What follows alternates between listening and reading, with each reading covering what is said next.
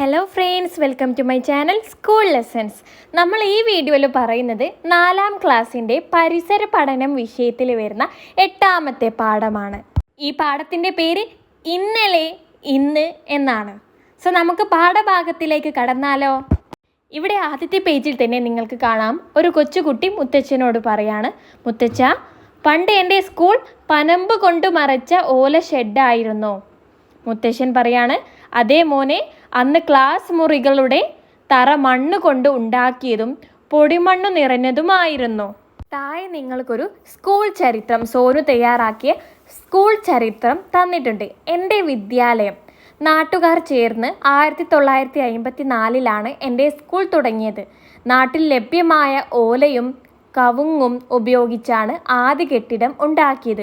അന്ന് നാട്ടിലെ വിദ്യാഭ്യാസമുള്ളവരെ അധ്യാപകരാക്കിയാണ് സ്കൂളിൽ പഠനം ആരംഭിച്ചത്.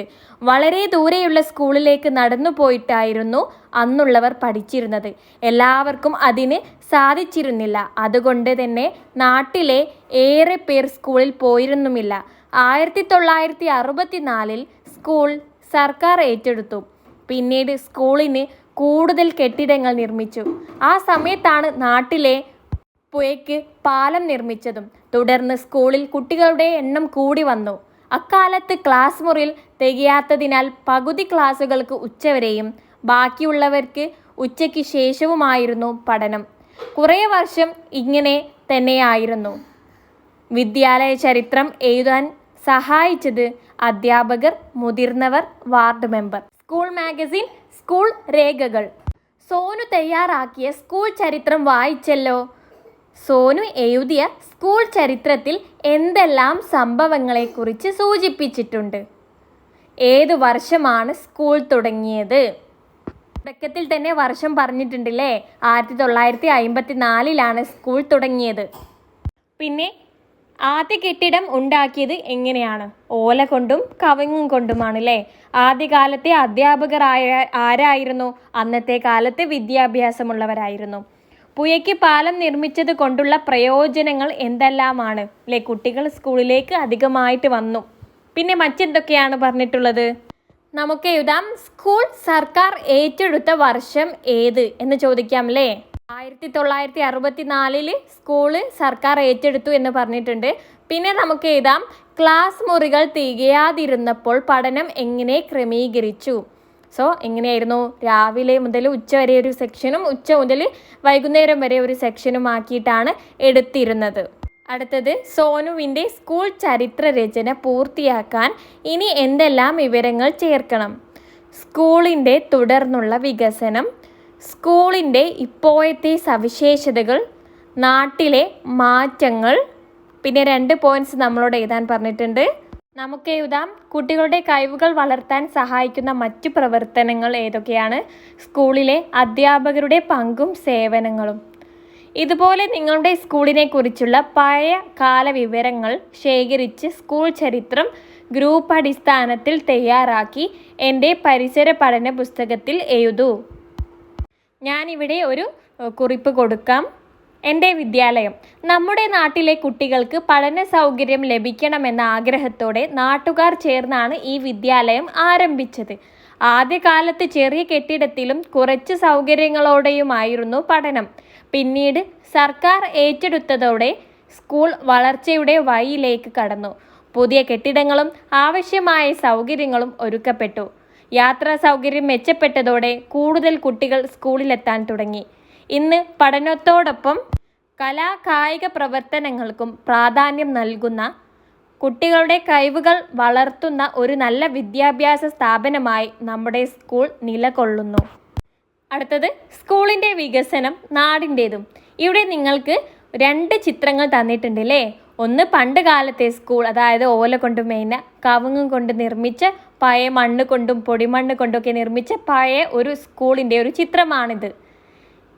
രണ്ടാമത്തെ ചിത്രം എന്ന് പറയുന്നത് ഇപ്പോഴത്തെ നമ്മുടെ വികസനങ്ങളൊക്കെ വന്ന് ഒരുപാട് വികസിപ്പിച്ച് നല്ല കെട്ടിടങ്ങളും നല്ല മുറ്റവും ഇൻ്റർലോക്കൊക്കെ ഇട്ട് നല്ല സുന്ദരമായിട്ടുള്ള ഒരു സ്കൂളിൻ്റെ ചിത്രമാണല്ലേ. സ്കൂളുകൾക്ക് ഇന്നുണ്ടായിട്ടുള്ള മാറ്റങ്ങൾ എന്തെല്ലാം? കോൺക്രീറ്റ് കെട്ടിടം, ആധുനിക സംവിധാനമുള്ള ക്ലാസ് മുറികൾ, കുടിവെള്ള സൗകര്യങ്ങൾ, ജൈവ വൈവിധ്യ ഉദ്യാനം. 3 പോയിന്റ്സ് കൂടി എഴുതാൻ പറഞ്ഞിട്ടുണ്ട്. നമുക്ക് എഴുതാം കമ്പ്യൂട്ടർ ലാബും ഡിജിറ്റൽ പഠന സൗകര്യങ്ങളും, ലൈബ്രറിയും വായനാമുറിയും, കളിസ്ഥലവും കായികോപകരണങ്ങളും, ശുചിത്വമുള്ള ശൗചാലയ സൗകര്യങ്ങൾ.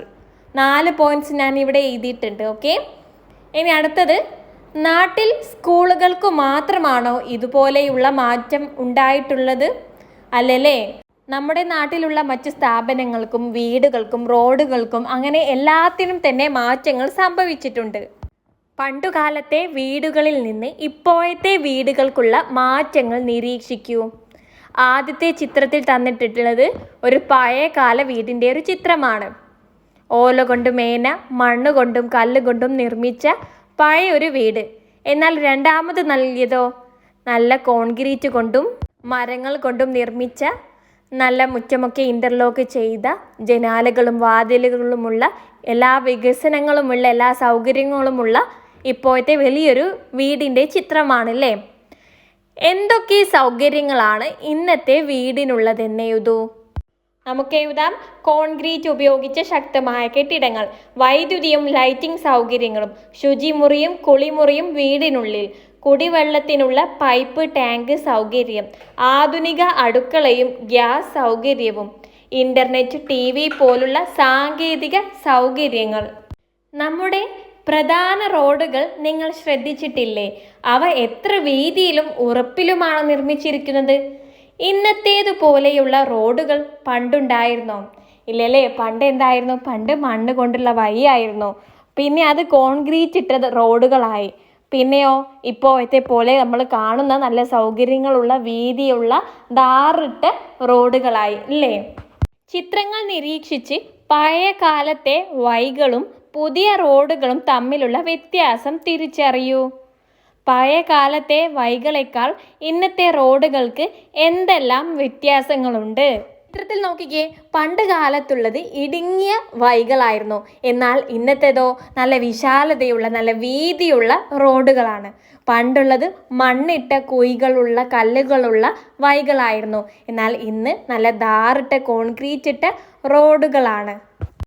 സോ നമുക്ക് എഴുതാം ടാർ, കോൺക്രീറ്റ് ഉപയോഗിച്ച ഉറച്ച റോഡുകൾ, വിശാലവും സമതലവുമായ പാതകൾ, തെരുവ് വിളക്കുകളുടെ സൗകര്യം, വെള്ളം കെട്ടി നിൽക്കാതിരിക്കാൻ ഡ്രെയിനേജ് സംവിധാനം, സുരക്ഷാ അടയാളങ്ങളും സിഗ്നലുകളും. ഇതൊക്കെയാണ് പണ്ട് കാലത്തെ വഴികളേക്കാൾ ഇന്ന് നമ്മുടെ റോഡുകൾക്ക് വന്ന മാറ്റങ്ങൾ.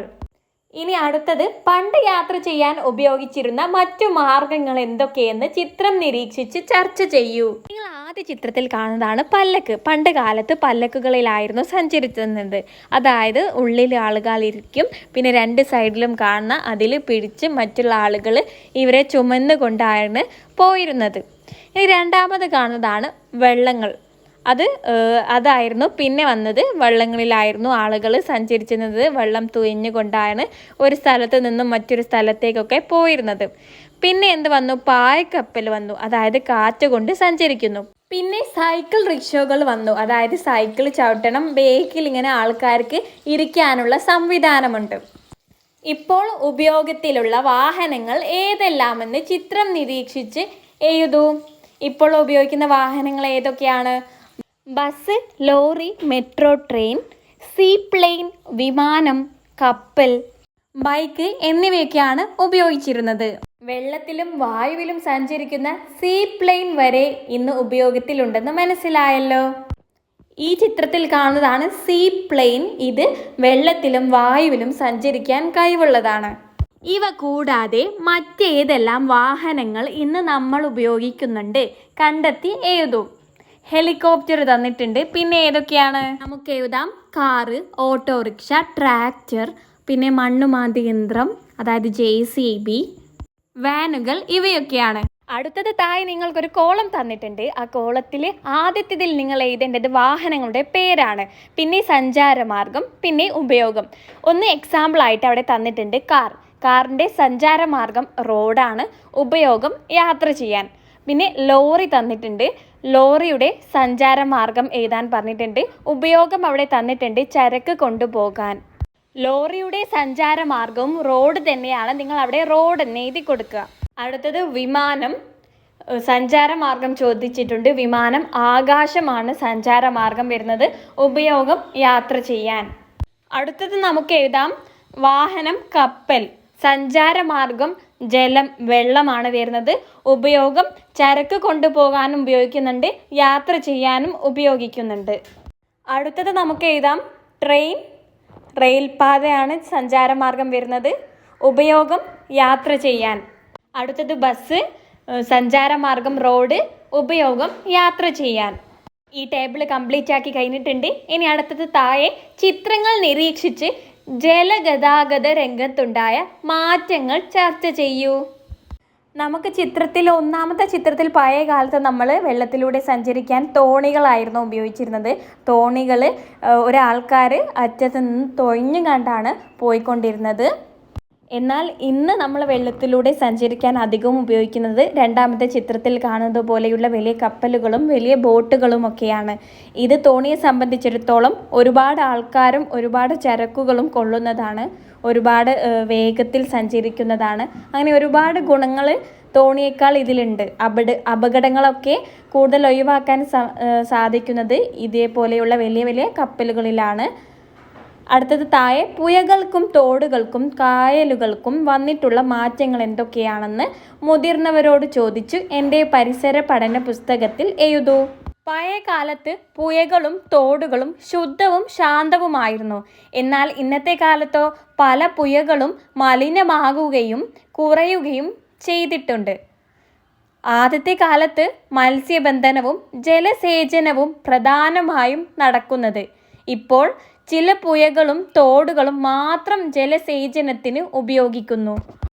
പിന്നെ ആളുകൾ പുഴക്കരകളിലൂടെ സഞ്ചരിക്കാറുണ്ടായിരുന്നു.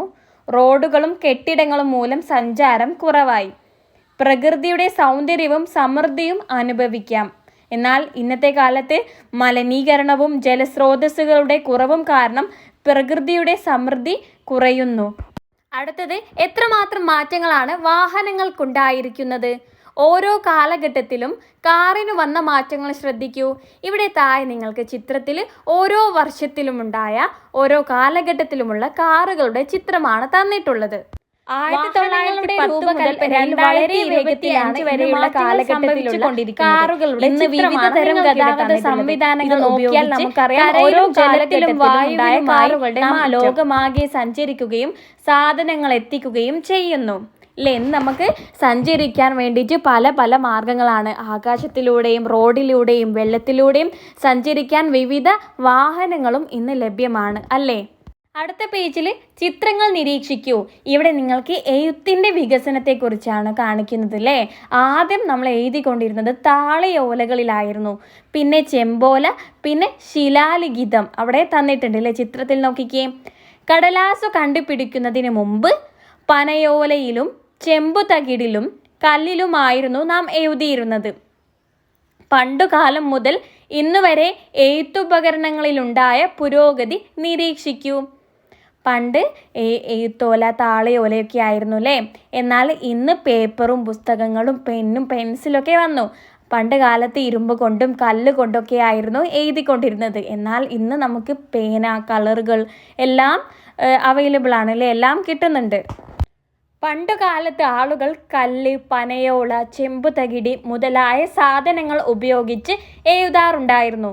ഈ ഉപകരണങ്ങൾ ഉപയോഗിച്ച് എഴുതുന്നത് കഠിനവും സമയപ്പെടുന്ന പ്രവൃത്തിയും ആയിരുന്നു. കുറച്ച് പേർക്ക് മാത്രമേ എളുപ്പം സാധ്യമാകുകയുള്ളൂ. ഇന്നത്തെ കാലത്ത് നമുക്ക് ലഭിക്കുന്ന പെൻസിൽ, പേന, പേപ്പർ, കമ്പ്യൂട്ടർ, ടാബ്ലറ്റ് പോലുള്ള ഉപകരണങ്ങൾ എഴുതുന്നതിനെ എളുപ്പവും വേഗവുമായതു മാത്രമല്ല വ്യാപകമായി ലഭ്യവും ആകുന്നു. ഇതിനാൽ കുട്ടികളും മുതിർന്നവരും എളുപ്പത്തിൽ എഴുതാനും പഠിക്കാനും കഴിയും. പഴയകാല ഉപകരണങ്ങൾക്കിടയിലെ കഠിനതയും പുതിയ ഉപകരണങ്ങൾ കൊണ്ടുവരുന്ന സൗകര്യവും നോക്കുമ്പോൾ എഴുത്തിൽ വലിയ പുരോഗതിയാണ് സംഭവിച്ചിരിക്കുന്നത്. നാം മുമ്പ് എന്തൊക്കെ ഉപകരണങ്ങളാണ് എഴുതാൻ ഉപയോഗിച്ചിരുന്നത്? ഇവിടെ താഴെ നിങ്ങൾക്ക് ചിത്രങ്ങൾ തന്നിട്ടുണ്ട്. ആദ്യം ഉപയോഗിച്ചിരുന്നത് നാരായം എന്ന ഉപകരണമാണ്. ഇത് കല്ല്, ചെമ്പുതകിടി, പനയോലകളിലൊക്കെ എഴുതാൻ വേണ്ടിയിട്ട് ഉപയോഗിച്ചിരുന്നതാണ്. ഇത് കഠിനം ഏറിയതാണ്. ഇതുകൊണ്ട് എഴുതാൻ എല്ലാവർക്കും എളുപ്പത്തിൽ സാധിച്ചിരുന്നില്ല. ഇനി അത് കഴിഞ്ഞ് പിന്നെ വന്നതാണ് തൂവൽ പേന. പിന്നെ അത് മാറി മഷിപ്പേനയായി. പിന്നെ ഇപ്പോഴത്തെ ബോൾ പോയിന്റ് പേനയിലെത്തിയിട്ടുണ്ട്. ഇവിടെ എഴുത്ത് ഉപകരണത്തിൻ്റെ ഓരോ വികസനവുമാണ് ഇവിടെ കാണിച്ചിട്ടുള്ളത്. ഈ ഉപകരണങ്ങളൊക്കെ ആരാണ് കണ്ടുപിടിച്ചത്? ഇന്ന് നാം ഉപയോഗിക്കുന്ന എല്ലാ ഉപകരണങ്ങളും മനുഷ്യർ തന്നെയാണ് കണ്ടുപിടിച്ചത് അല്ലേ? എത്ര കണ്ടുപിടുത്തങ്ങൾ! ചിത്രങ്ങൾ നിരീക്ഷിക്കൂ. നമ്മൾ ജോലികൾ എളുപ്പമാക്കുന്നതിനായി എന്തെല്ലാം ഉപകരണങ്ങളാണ് നാം ഇപ്പോൾ ഉപയോഗിക്കുന്നതെന്ന് കണ്ടെത്തിയതു. ഇവിടെ ചിത്രത്തിൽ തന്നെ നമുക്ക് ആദ്യം പറയാം. ഇവിടെ നമുക്ക് അലക്കാൻ വേണ്ടിയിട്ട് പണ്ടത്തെ കാലത്ത് അലക്കാൻ വേണ്ടിയിട്ട് പുഴയിലും മറ്റും പോയിട്ട് കല്ലിലൊക്കെ തല്ലിയായിരുന്നു അലക്കിക്കൊണ്ടിരുന്നത്. എന്നാൽ ഇന്ന് നമുക്ക് അത്ര സമയം വേണ്ട, അത്ര അധ്വാനം വേണ്ട.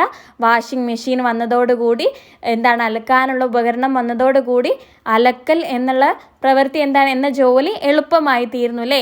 പിന്നെ ചെടികളൊക്കെ നനയ്ക്കാൻ വേണ്ടിയിട്ട് നമുക്ക് കിണറിൽ നിന്നൊക്കെ കോരി വെള്ളം കൊണ്ടുവന്ന് ഒഴിക്കേണ്ട ആവശ്യമില്ല.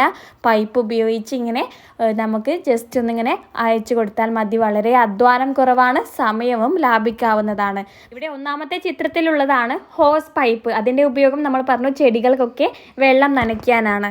പിന്നെ നമ്മൾ വൃത്തിയാക്കാനും ഉപയോഗിക്കുന്നുണ്ട്. അതായത് കാറുകൾ, വണ്ടികൾ വൃത്തിയാക്കാൻ വേണ്ടിയിട്ട് ഉപയോഗിക്കുന്നുണ്ട്. ചുമരുകളൊക്കെ കഴുകാൻ വേണ്ടിയിട്ടൊക്കെ ഉപയോഗിക്കുന്നതാണ്. അടുത്തതാണ് വാഷിംഗ് മെഷീൻ. വസ്ത്രങ്ങൾ കഴുകാനാണ് നമ്മൾ ഉപയോഗിക്കുന്നത്. നമ്മുടെ അധ്വാനവും സമയമൊക്കെ ലാഭിക്കാൻ കഴിയും. മറ്റെന്തെല്ലാം ആധുനിക ഉപകരണങ്ങൾ നാം വീടുകളിൽ ഉപയോഗിക്കുന്നുണ്ട്? പട്ടികപ്പെടുത്തൂ. ഫാൻ ഉപയോഗിക്കുന്നുണ്ട് അല്ലേ? ഫാൻ ഒരു ഉപകരണമാണ്. എന്തിനാണ് ഫാൻ ഉപയോഗിക്കുന്നത്? മുറിയിൽ കാറ്റ് സഞ്ചരിക്കാൻ, അല്ലെങ്കിൽ നമുക്ക് തണുപ്പ് അനുഭവിക്കാനാണ്. വാഷിംഗ് മെഷീന് വസ്ത്രങ്ങൾ കഴുകാൻ, സമയം ലാഭിക്കാനാണ്. ഗ്യാസ് അടുപ്പ് ഭക്ഷണം പാചകം ചെയ്യാൻ. മിക്സി അല്ലെങ്കിൽ ഗ്രൈൻഡർ ഭക്ഷണം എളുപ്പത്തിൽ ചതച്ചു തയ്യാറാക്കാൻ. ഫ്രിഡ്ജ് ഭക്ഷണം തണുപ്പിച്ച് സൂക്ഷിക്കാൻ. അടുത്ത പേജ് എടുത്തേ. തന്നിരിക്കുന്ന ആശയപടം പരിശോധിക്കൂ, വിട്ടുപോയവ പൂരിപ്പിക്കൂ. ആദ്യത്തേത് നിങ്ങൾക്കൊരു കാളയെ കന്നുകൂട്ടുന്ന ചിത്രമാണ് തന്നിട്ടുള്ളത്. വയലുകളിലൊക്കെ കൃഷി ചെയ്യാനൊക്കെ ഉപയോഗിച്ചിരുന്നു. എന്നാൽ ഇന്ന് നമ്മൾ അതിനു പകരം ട്രാക്ടറുകളാണ് ഉപയോഗിക്കുന്നത്. ഇത് ജോലി സമയവും ജോലി ഭാരവും കുറയ്ക്കുകയാണ് ചെയ്യുന്നത്. സോ ട്രാക്ടറിന് ജോലി സമയവും ജോലി ഭാരവും കുറവാണ്. നിങ്ങൾ അവിടെ കുറവ് എന്ന് എഴുതി കൊടുക്കുക. അടുത്തത് താഴെ നിങ്ങൾക്കൊരു ആട്ടുകല്ലും തന്നിട്ടുണ്ട്, മിക്സിയും തന്നിട്ടുണ്ട്. മിക്സിയാണ് ജോലി സമയവും ജോലി ഭാരവും കുറയ്ക്കുന്നത്. നമുക്ക് ഇന്നത്തെ വീടുകളിലൊക്കെ അരയ്ക്കാനൊക്കെ ഉപയോഗിക്കുന്നത് മിക്സിയാണല്ലേ. ഇത് നമ്മുടെ ജോലി വളരെ എളുപ്പമാക്കും. സോ ജോലി സമയവും ജോലി ഭാരവും കുറവാണ്. ആട്ടുകല്ലിന് ഇങ്ങനെ അമ്മിമേലൊക്കെ അരയ്ക്കുന്നതിനൊക്കെ സമയം കൂടുതലാണ് വേണ്ടത്. നിങ്ങൾ അവിടെ കൂടുതൽ എന്ന് എഴുതി കൊടുക്കുക. അടുത്തത് ഈ ചരക്കുകളൊക്കെ കൊണ്ടുപോകാൻ വേണ്ടിയിട്ട് ഒരു ഉന്തുവണ്ടിയിലാക്കി ആളുകൾ തള്ളിക്കൊണ്ടായിരുന്നു പോയിരുന്നത്. പിന്നെയോ ഇപ്പോഴത്തെ കാലത്ത് അത് ലോറികളൊക്കെയാണ് ചരക്കുകൾ കൊണ്ടുപോകാൻ വേണ്ടിയിട്ട് ഉപയോഗിക്കുന്നത്. സോ ലോറി സമയം ഭാരവും കുറവാണ്. നമ്മുടെ ജോലി വളരെ എളുപ്പമാക്കുകയാണ് ചെയ്യുന്നത്. അവിടെ കുറവ് എന്ന് എഴുതി കൊടുക്കുക, മറ്റേ സ്ഥലത്ത് കൂടുതൽ എന്ന് എഴുതി കൊടുക്കുക. അടുത്തത് കൂടുതൽ ഉദാഹരണങ്ങൾ കണ്ടെത്തി എഴുതൂ. നിങ്ങൾക്ക് പരിചിതമായ ഉപകരണങ്ങൾ പട്ടികപ്പെടുത്തൂ. അവ നമുക്ക് എന്തൊക്കെ സൗകര്യങ്ങളാണ് തരുന്നതെന്ന് ചർച്ച ചെയ്യൂ. താഴെ നിങ്ങൾക്ക് ഉപകരണം തന്നിട്ടുണ്ട്. മോട്ടോർ പമ്പ് എന്തിനാണ് ഉപയോഗിക്കുന്നത്? വെള്ളം ഒരിടത്തു നിന്ന് മറ്റൊരിടത്തേക്ക് എളുപ്പത്തിലും വേഗത്തിലും എത്തിക്കാൻ കഴിയുന്നതാണ്. അടുത്തത് സ്മാർട്ട് ഫോൺ ആണ്. സ്മാർട്ട് ഫോൺ എന്തിനാണ് ഉപയോഗിക്കുന്നത്?